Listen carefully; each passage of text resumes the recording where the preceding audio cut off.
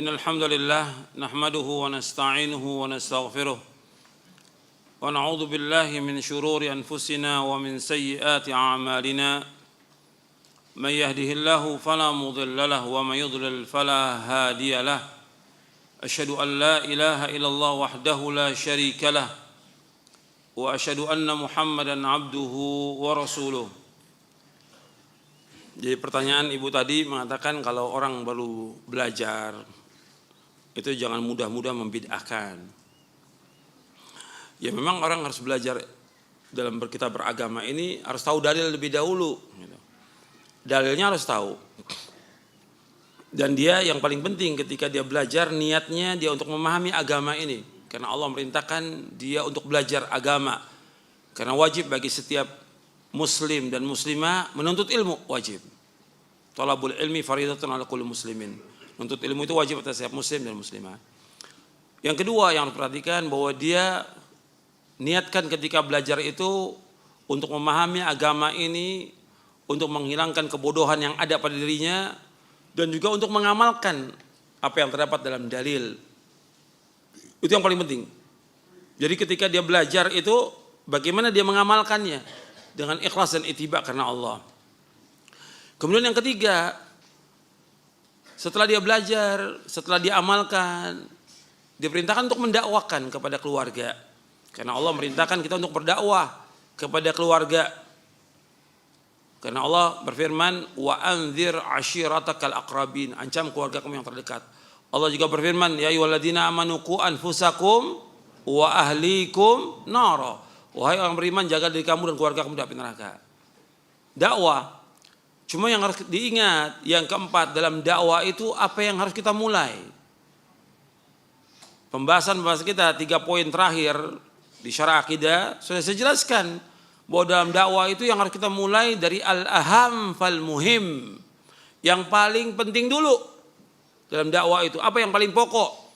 Umpamanya di rumah kita keluarga itu dia berbuat kesyirikan. Kemudian dia juga berbuat bid'ah-bid'ah yang lainnya. Yang kita dakwakan yang mana dulu? Syiriknya dulu. Bagaimana dia tidak pergi ke kubur-kubur, minta-minta di kubur, supaya dia nggak berangkat ke dukun-dukun. Itu dulu dijelaskan. Dan ini perlu waktu. Tentunya tidak langsung dikatakan perbuatan itu syirik. Tapi jelaskan dulu tentang tauhidnya kepada Allah. Bagaimana meyakinkan dia bahwa Allah yang menciptakan segala sesuatu, Allah yang memberikan rezeki, Allah yang menghidupkan, Allah mematikan dan segala macam. Jelaskan kalau Allah yang segala-galanya, maka kita wajib untuk beribadahnya kepada Allah. Semua ibadah kita wajib tujukan kepada Allah. Enggak boleh kita palingkan. Ketika memalingkan ibadah kepada selain Allah namanya syirik. Baru jelaskan tentang bahaya syirik. Jadi perlu tahapan dalam dakwah. Nah ini tidak. Begitu tahu ngaji ini pulang ke rumah ini bid'ah, ini bid'ah, ini bid'ah, ini bid'ah. Ini enggak hikmah dalam dakwah. Dan enggak boleh dalam Islam seperti itu. Semua dibid'ahkan. Ya orang enggak sanggup. Enggak bisa terima. Akhirnya yang nuduh, wah ini orang ini ngajinya benar atau sesat ini. Timbulnya seperti itu karena apa? Karena langsung membid'ahkan orang. Tidak demikian. Dakwah ini mengajak orang kepada Quran, kepada sunnah. Mengajak orang kepada pemahaman yang benar. Pemahaman agama yang benar. Jelaskan tentang rukun Islam yang 5. Jelaskan tentang rukun iman yang 6. Jelaskan. Kalau kita belum mampu, ya udah kita jelaskan yang mendasar aja dulu. Tentang kalimat tauhid. Tentang bagaimana cara wudu. Jelaskan aja. Jadi harus bertahap dalam kita berdakwah karena Nabi memerintahkan kepada sahabat Mu'adz dan ada di sini hadisnya. Di akhir-akhir pembahasan tentang dakwah tauhid, Nabi menyuruh Mu'adz bin Jabal radhiyallahu an untuk berdakwah pertama kali tauhid dulu. Setelah mereka paham jelaskan tentang salat, mereka paham jelaskan tentang zakat. Jadi ada tahapan dalam berdakwah itu perlu tahapan. Tapi jangan kita tahu semua kita sampaikan. Enggak semua yang kita tahu harus kita sampaikan semuanya, tidak. Bertahap. Karena apa? Manusia juga menerimanya juga enggak semua sama seperti kita. Dalam kita belajar, enggak mungkin semua ilmu kita serap dalam sekali, enggak mungkin. Begitu juga orang dalam memahami agama ini. Kita jelaskan yang paling pokok dulu tentang tauhid dan bahayanya syirik. Baru setelah itu jelaskan tentang sunnah-sunnah Nabi dan juga tentang masalah bid'ah. Kemudian baru setelah itu yang lain-lain yang maksiat-maksiat. Kalau mau terkumpul kepada mereka apa aja ada di situ, jelaskan yang paling pokok dulu. Apa? Mereka melanggar, perbuatan ini dilanggar, ini bid'ah. Jelaskan dulu yang paling pokok apa. Yang jelas paling pokok tentang tauhid. Dan yang paling besar, dosa besar yang paling besar, kemungkaran yang paling besar apa? Syirik, jelaskan itu dulu. Jadi ada tahapan dalam dakwah. Nah kebanyakan kadang-kadang kita tidak langsung aja memvonis orang, ya bid'ah. Ini yang akhirnya kemudian orang-orang yang mengaji Quran dan Sunnah pahami salaf dituduh tukang membid'ahkan orang.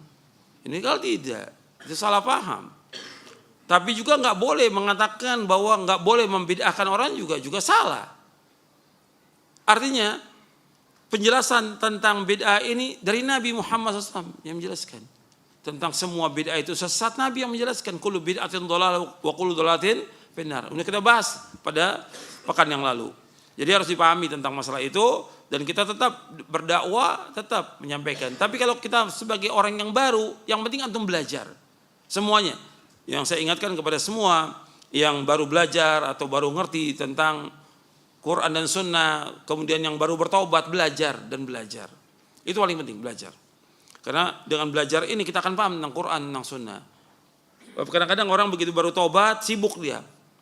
Sibuk dakwah, belum waktunya dakwah. Belum waktunya, masih jauh perjalanan dakwah. Kalau dakwah syaratnya harus dengan ilmu. Atau jadi panitia pengajian, belajar dulu, antum belajar. Jadi semua panitia pengajian juga saya ingatkan antum belajar, duduk di majelis ilmu. Karena kalau jadi panitia udah jadi seksi repot. Udah repot ke sana kemari, enggak belajar. Akhirnya dianggap bahwa dia menguasai agama padahal nol, enggak ngerti agama sama sekali.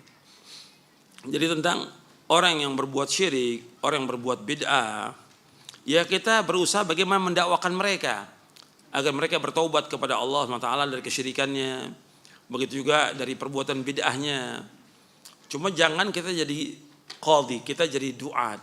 Kita ini dai yang mengajak orang kembali kepada pemahaman yang benar, mengajak orang pada agama yang benar. Kita bukan qudhah, kita bukan qadhi, bukan hakim, memvonis orang. Ini ahlul bid'ah, ini ahlul syirik. Seperti tadi, kalau tadi bid'ah, sekarang enggak.